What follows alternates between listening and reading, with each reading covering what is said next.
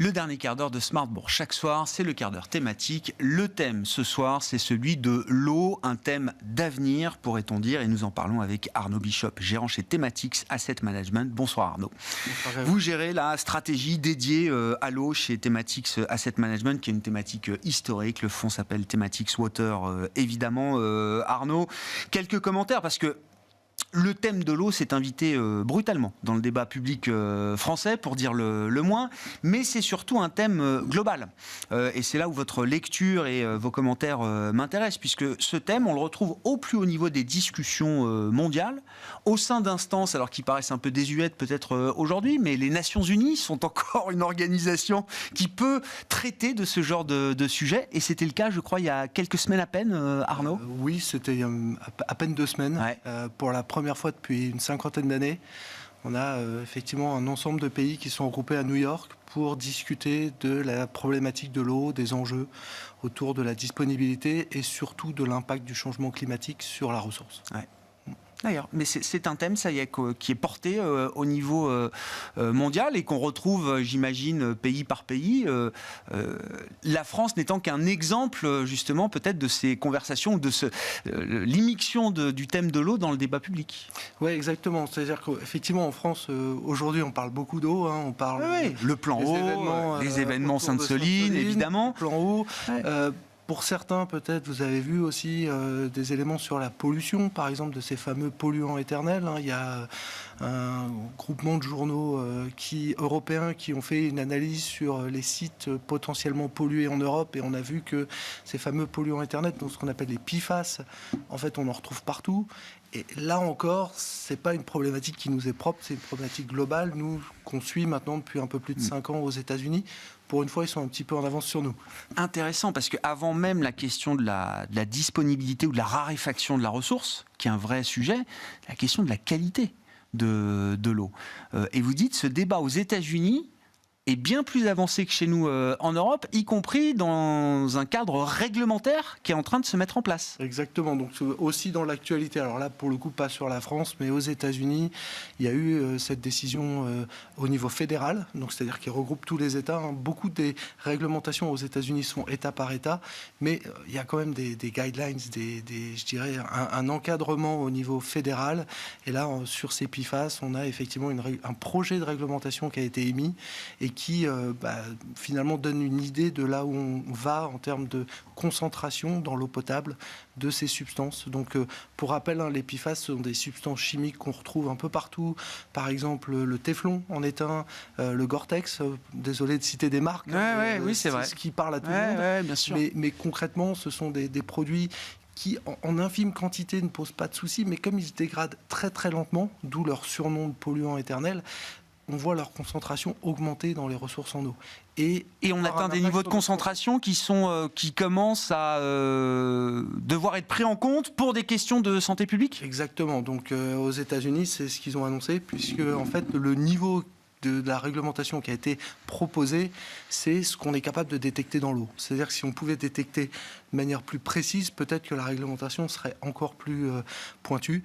Ce qui prouve que ça a un effet qui n'est pas très bon sur notre santé, effectivement. Ouais. Quelles sont les réponses que les entreprises apportent par rapport à ce genre de problème, puisque c'est bien le thème de l'investisseur pour vous, aller trouver des entreprises qui peuvent apporter des solutions justement sur la question de la ressource eau, ou les questions qui se posent pour la ressource eau, qui est toujours une ressource particulière, Arnaud, sur la question de la pollution, justement, il y a des solutions existantes qui sont, je sais pas, éprouvées aujourd'hui, on est encore dans le domaine de la recherche. Alors non, la bonne nouvelle, c'est qu'il y a des solutions. Effectivement, nous, quand on regarde un peu l'opportunité d'investissement dans le secteur de l'eau, il y a peut-être qu'on en parlera un petit peu après, mais tout ce qui est effectivement concentré sur l'optimisation de la quantité, comment est-ce qu'on est plus efficace dans l'utilisation de l'eau, mais il y a aussi effectivement la protection de cette ressource, comment est-ce qu'on fait face à la pollution. Et l'un des premiers bénéficiaires au final d'exemples tels que les PFAS, parce que malheureusement il y en a d'autres, mais globalement ça va être déjà les sociétés qui font les tests. Donc, il n'y a pas très longtemps, on s'entretenait avec les équipes d'Eurofins. Et Eurofins, par exemple, fait des analyses de l'eau. Et aux États-Unis, c'est l'un des premiers laboratoires, en termes chaîne de laboratoires, qui voit beaucoup de croissance dans ce genre d'analyse, qui sont des analyses assez spécifiques, qui requièrent des matériels avec effectivement un niveau de précision élevé. Et juste pour la petite histoire, avec le responsable des relations investisseurs d'Eurofins, il y a quelques semaines, on discutait de PFAS, justement. Ce qu'il nous disait, c'est qu'il y a 3 ans, il y avait peut-être 1% des investisseurs qui avaient une idée de ce que c'était. Aujourd'hui, c'est de l'ordre de 50%. Donc, ça commence à grandir, mais globalement, ça reste à peine. Et pour une boîte comme Eurofins, qui fait des tests, alors, enfin, je veux dire, très large pour toutes les industries, pour tout type de tests, justement, oui, c'est un vrai relais de croissance, c'est un vrai... ça peut prendre un poids vraiment important. Alors, vraiment important, ça ne va pas révolutionner, ça ne va pas devenir Eurofins, PFAS. Oui, je comprends. Mais ça fait partie... Nous, ce qu'on estime, c'est qu'il y a une trentaine d'années, vous aviez 8 composants qu'on mesurait dans l'eau potable pour savoir si elle pouvait être distribuée. Aujourd'hui, on est plutôt aux alentours de 80. Là, je parle pour l'exemple américain. Dans la pratique, il y a plus de 8000 composants qu'on devrait certainement mesurer en fonction des géographies. Donc c'est ça, en fait, l'opportunité de croissance pour une société comme celle-là. Donc ça, c'est effectivement le premier pour répondre à votre question. Clairement, le deuxième type d'entreprises qui vont être exposées à ce genre de polluants et pouvoir offrir des solutions, c'est celles qui sont exposées aux infrastructures. Parce qu'effectivement, quand on met une régulation sur les PFAS, il va falloir mettre en place des systèmes pour abaisser la concentration de polluants dans l'eau qu'on va distribuer. Donc des sociétés à la fois qui opèrent, typiquement tout le monde va penser en France Veolia, mais aussi ceux qui fournissent ces équipements. Et comme je disais, la bonne nouvelle, c'est qu'il y a des sociétés qui existent sur le marché. Et il y a une société comme Evoqua, par exemple, aux États-Unis, qui a fait l'offre d'un rachat, qui a fait l'objet d'une offre de rachat en début d'année. C'est pas, je dirais, anodin. Non. Et ça montre clairement que l'industrie voit dans cette opportunité un potentiel assez énorme. Ouais. Sur la question de la quantité d'eau et du risque de raréfaction de la ressource, amplifié avec le phénomène de changement climatique, Arnaud, et vous l'expliquez à chaque fois, c'est aussi dans les deux sauces. Il y a des zones où il y aura peut-être trop d'eau et en trop grande quantité avec tous les dégâts que ça peut produire, et des zones où il y en aura beaucoup moins, voire plus du tout structurellement. Quels sont, là aussi, dans le débat public auquel on a pu assister ces derniers jours, beaucoup de questions sur le volume de déperdition d'eau qu'on peut avoir dans un pays comme la France, avec des champions nationaux, vous en avez cité l'un d'entre eux, et puis la question aussi du recyclage des eaux usées, dans l'idée d'une économie circulaire. Est-ce que ce sont des leviers d'action importants ? Est-ce qu'il y a des entreprises qui sont justement à apporter des solutions sur ces questions-là ? Alors, effectivement, il y a plusieurs éléments autour d'un peu de la question, mais concrètement, si on regarde l'aspect quantité, il y a le réchauffement climatique. Aujourd'hui, je pense que tout le monde est à peu près convaincu que ça va avoir un impact sur notre quotidien et qu'il faut s'adapter. L'adaptation, c'est vraiment le terme important. Et l'exemple du plan français, le plan eau, c'est vraiment autour de cette adaptation. Donc c'est faire une utilisation plus efficace. On a parlé de sobriété énergétique, maintenant on parle de sobriété hydrique. Alors là, peut-être juste une chose à partager avec vous. On parlait de cette réunion aux Nations Unies en introduction. Il n'y a pas eu des tonnes d'annonces, il y a eu beaucoup effectivement de discussions, mais quelque chose qui m'a marqué pour ma part, c'est un engagement de plus de 1000 entreprises, donc là je parle d'entreprises privées industrielles, pour investir dans des solutions qui vont leur permettre d'être plus efficaces.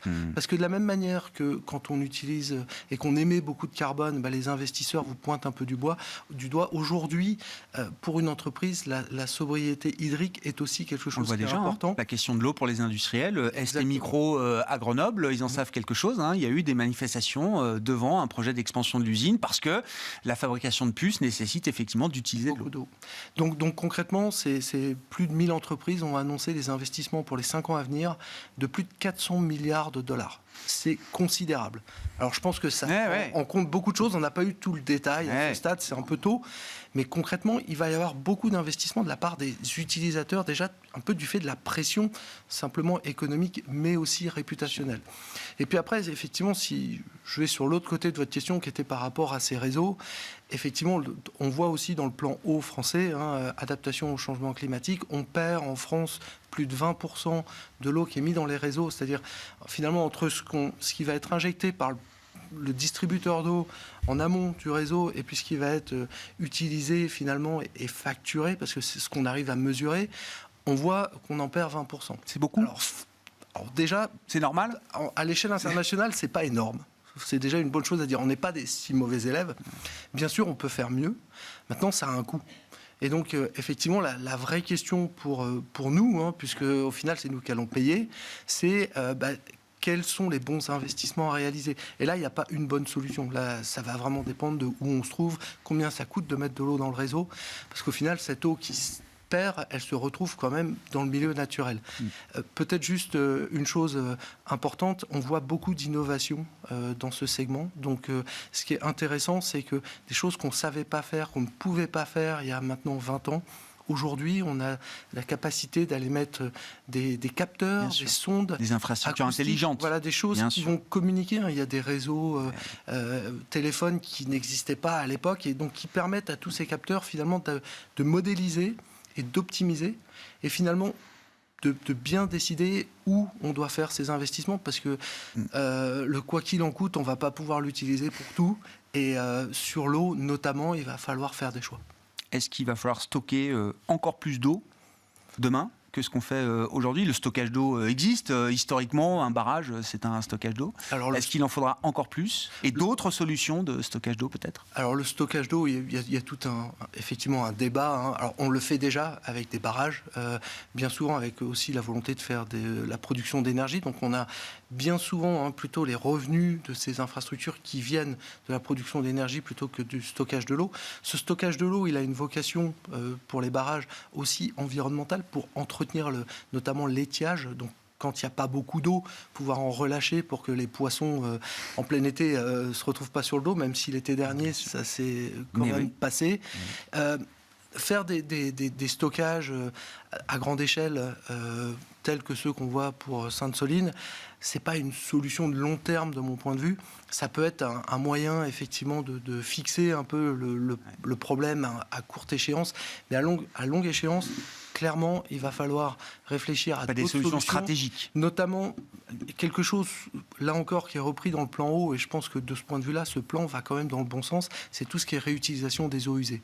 Aujourd'hui, en France, je disais que sur les fuites, on n'était pas un mauvais élève. Ouais. Sur la réutilisation des eaux usées, on n'est pas en avance. Alors, est-ce qu'on est un mauvais élève? Je ne sais pas, parce que jusqu'ici, là encore, ça a un coût.